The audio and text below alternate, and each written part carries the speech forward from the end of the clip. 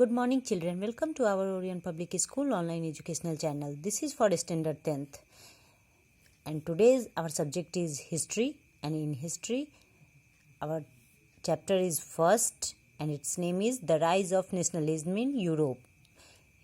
This is the second lecture of this chapter. यह second lecture है.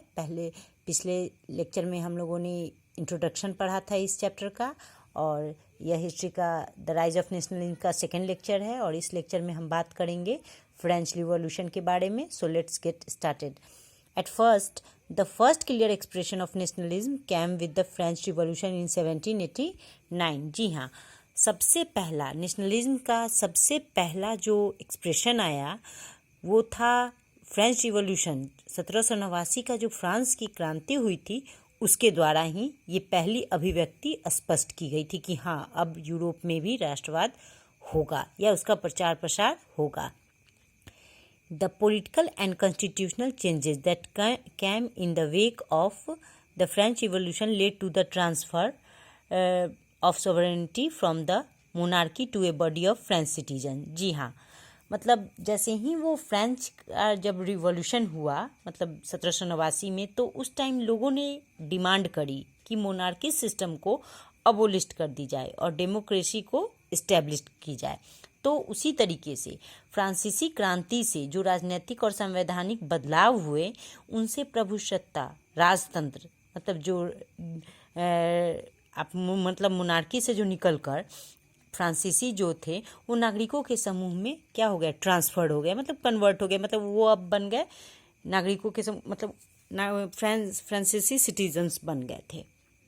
फिर the ideas of A party the fatherland, जिसको हम fatherland बोलते हैं, एंड ले सिटोयन यानी कि the citizen, emphasis the notion of a united community enjoying equal rights under a constitution. जी हाँ, मतलब जो पितृभूमि कहें और नागरिक यानी कि द सिटोयन, जो ले सिटोयन जो थे यानी कि सिटीजन्स, ये सारे ये जो दोनों थे, पितृभूमि और नागरिक जो थे, वो जैसे इनका जो विचारों ने मतलब एक संयुक्त समुदायों के विचार पर ज़्यादा प्रेस किया, मतलब बल दिया, जिससे क्या हुआ कि एक संविधान के अंतर्गत मतलब एक ही कॉन्स्टिट्यूशन के अंतर्गत समान अधिकार प्राप्त हुए लोगों को.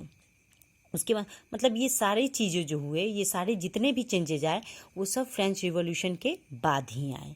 उसी मतलब फ्रेंच रिवॉल्यूशन के बाद और भी बहुत सारे चेंजेज आए, जिसमें था एक क्या, ये the E state general was elected by the body of the active citizens and renamed the national assembly. यानी कि मतलब हर ई स्टेट से यानी कि फ्रेंच में उस टाइम में फर्स्ट ई स्टेट, सेकेंड ई स्टेट और थर्ड ई स्टेट होते थे. तो उन सारी ये स्टेटों से एक एक जनरल का चुनाव, मतलब एक एक जनरल को चुना गया, मतलब उनको निर्वाचित किया गया, और साथ में उनका नाम जो था वो रीनेम्ड कर दिया गया, बदल दिया गया, और ये स्टेट से हटा के उनका नाम कर दिया गया नेशनल असेंबली. उनको उससे संबोधित किया जाने लगा. मतलब फ्रेंच रिवॉल्यूशन के बाद क्या क्या हुआ, internal custom duties and dues were abolished and uniform system of weights and measures was adopted. बहुत सारे जो आंतरिक आयात निर्यात शुल्क लिए जाते थे, जो टैक्स लिए जाते थे, वो समाप्त कर दिए गए, अबोलिश कर दिए गए, और साथ में मतलब वेट तथा मेज़र करने वाले, मतलब भार तथा नापने की जो एक समान व्यवस्था लागू की गई थी, उसको लागू कर दी गई. मतलब यानी कि जो मतलब इंटरनल कस्टम ड्यूटी जो होते थे उसको अबोलिश कर दिया गया, और एक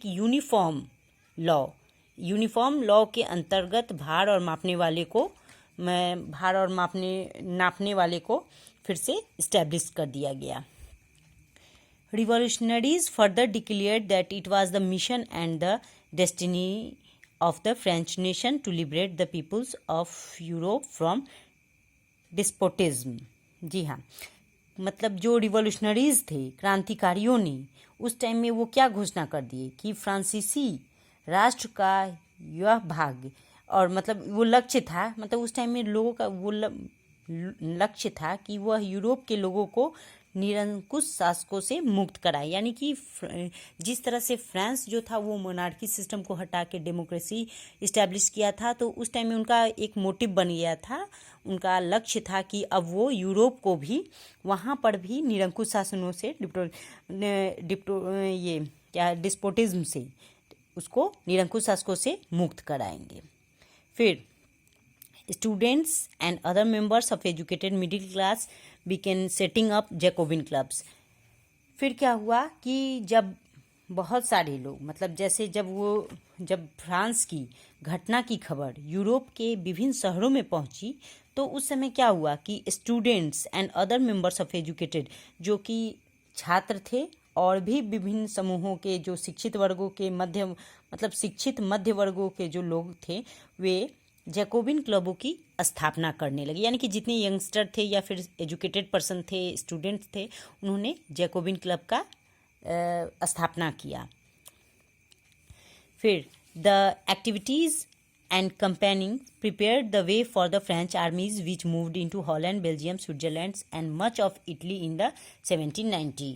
जी हाँ, उसके बाद क्या हुआ कि ये जो एक्टिविटीज़ थे, जितनी सारी उनकी गतिविधियां और अभियानों ने जितनी सारी एक्टिविटीज़ हुई थी, कंपेनिंग्स यानी कि अभियान हुए थे, उन्होंने फ्रेंच सेनाओं के लिए एक नया रास्ता तैयार किया, जो कि 1790 के दशक में हॉलैंड, बेल्जियम, स्विट्जरलैंड और इटली के बड़े बड़े इलाकों में मूव किया, घुस गई उसमें। French armies began to carry the idea of nationalism abroad. और फिर फ्रांसीसी सेनाएं जो थी वो राष्ट्रवाद के विचार को कहाँ ले जाने लगे? विदेशों में ले जाने लगे। जी हाँ, तब क्या हुआ अचानक से उसके बाद 1804 से 1815 तक फ्रांस में एक बहुत बड़ा चेंज आया, और वो चेंज था नेपोलियन ने। जी हाँ, नेपोलियन ने फ्रांस में उस समय नेपोलियन जो कि बहुत बड़ा योद्धा माना जाता था, उसने फ्रांस पर रूल किया, और जो नेपोलियन था वो डेमोक्रेसी को क्या किया? एबोलिश कर दिया, और फिर से यानी कि दोबारा मोनार्की इस्टेब्लिश किया। कहाँ पे? फ्रांस में। जी हाँ, लेकिन इसका एक बहुत ही अच्छा इफेक्ट भी पड़ा था कि उसने एक कोड लॉन्च किया। जी हाँ, उसने एक कोड लॉन्च किया, और वो कोड था सिविल कोड।